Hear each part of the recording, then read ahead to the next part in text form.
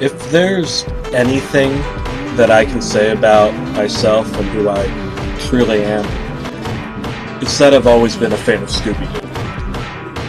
What you probably never knew about the program is that there was a seedy underbelly to the show that culminated in a lost episode. Hanna-Barbera was notorious for cutting episodes from its Aunt Jemima lineup. There used to be this mail-order company that would send VHS tapes to your door in the early 90s. Basically, you paid the shipping and handling, and for about $1 extra, you got a VHS of a great show. I remember ordering the Scooby-Doo classic Creep Capers when I was just 8 years old. It's funny that I never received it. Well, actually, I did receive it just a week ago, and I'm not 8 years old anymore. I'm much older than that. I'm not going to reveal my age. A true gentleman doesn't do that.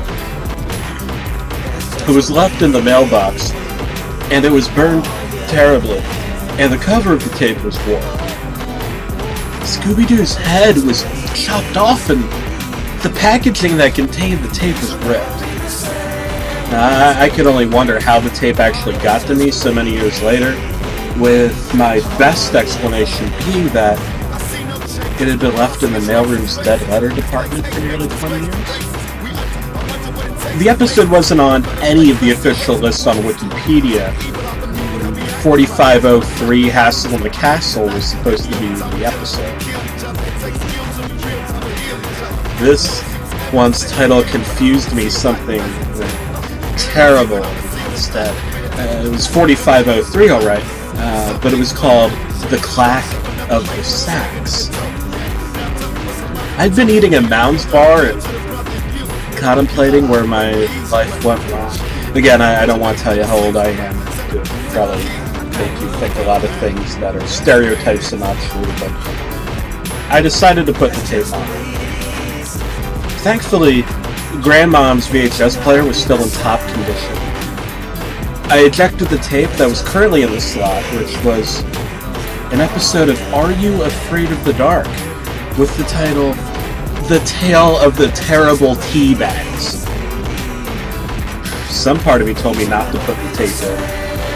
I got a very uncomfortable feeling pushing it into the VHS player, like the feeling you get when the cool man is watching you hose yourself down and smiling.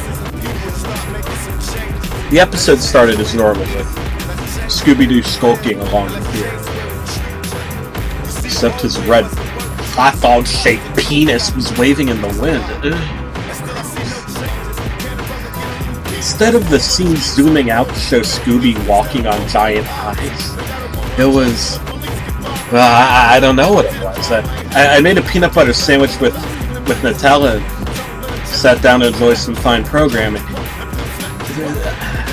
There was just something different about the show. They were all frightened, but the editing was different.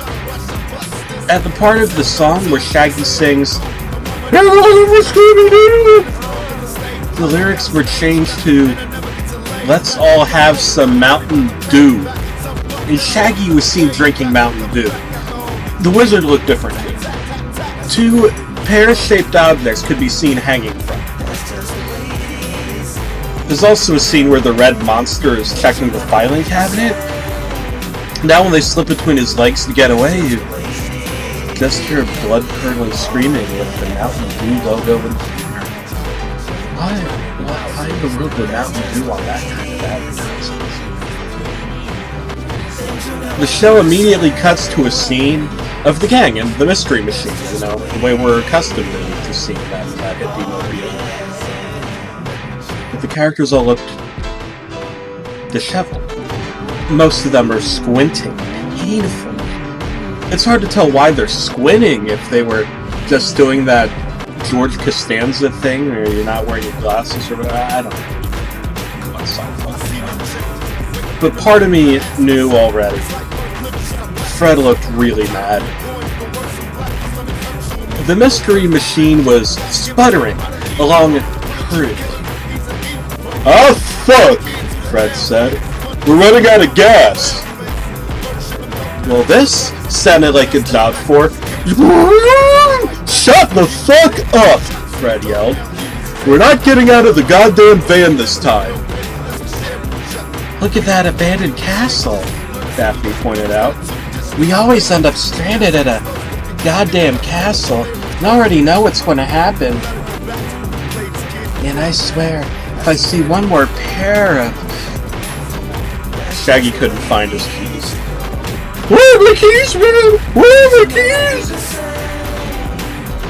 The camera showed the world through his eyes, and the castle looked like strange potato-shaped men. Shaggy started to scream, his fingers elongated by 2 inches, and he ran out the bus, tripped and cracked his head against a large stone with a visible bloodstain.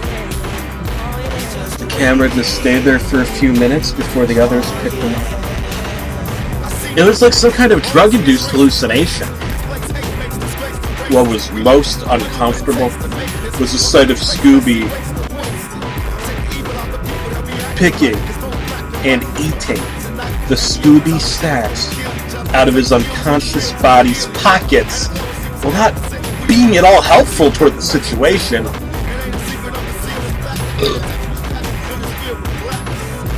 The scene cut to them entering the castle. Shaggy was fine now, but he walked with a limp for the rest of the episode. There was a note on the floor. Jinkies! Velma exclaimed. Don't pick up that fucking note, you goddamn sack of nuts and bolts! Fred yelled, holding a sandwich. Old Man Jenkins greeted them. He seems like such a nice old man, Daphne said. Don't talk to him, Fred yelled. A few seconds later, there was a blood-curdling scream. All the cast ran through the mansion to a room with a bookcase. There was a circle-shaped hole in the wall. Velma peeked her eye through. Fucking stop it! Fred shoved her out of the way. I think I have a clue, Velma said. Pick up a small curly hair from the floor. Well, what the fuck could that be, you dirty bitch cunt? Fred said. Old Man Jenkins appeared in the room. They say the man who lived in this house died years ago. He had his lower torso bronzed so that he could preserve his manhood for all eternity. That there. He was holding a pitchfork.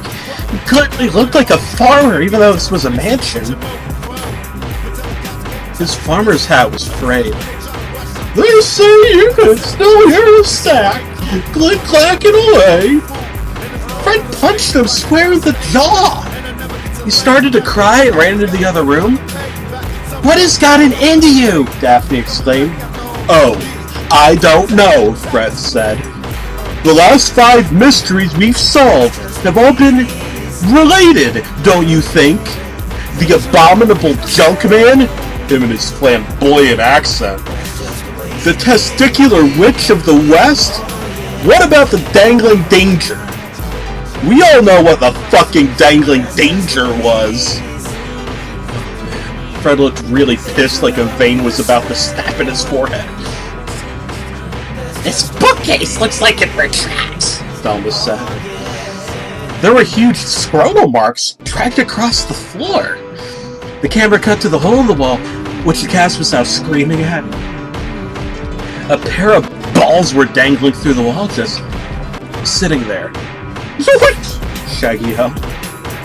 They were a hairy, older man's nut sack. Well, golly gee, Velma said. Fred ran up and kicked the balls with his shoe. The man screamed. The weak panel of the wall fell back, revealing Old Man Jenkins with his pants down. He was cupping his testicles. They grabbed his facial skin and ripped it off, revealing it. The older Spanish. It was Old Man Jenkins! Fred put his hand over Velma's mouth. And I would have gotten away with it too if it weren't for you meddling kids. Gotten away with what? Exposing your testicles to 4 people of 3rd-year age and their dog? Lieutenant Jenkins just sat there as the camera slowly zoomed into his face. The camera stayed there for 3 minutes as I saw the tears drip down his face. What followed was just a series of taped-together news reports about various fires being started across the Midwest. Nobody knew who or what was starting the fires.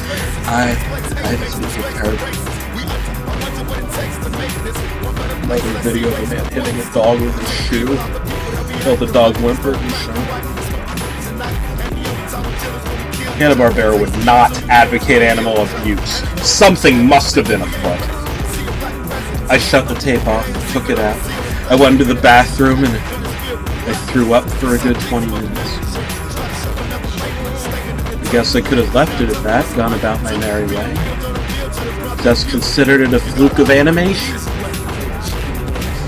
Maybe it's easier to see the world that way. To put it in a paper bag where everything is safe and controlled. When they say curiosity killed the cat, maybe I'm already dead. I looked at the address on the tape. 266 King Street, West 2nd floor. Toronto, Ontario, MSV 1H.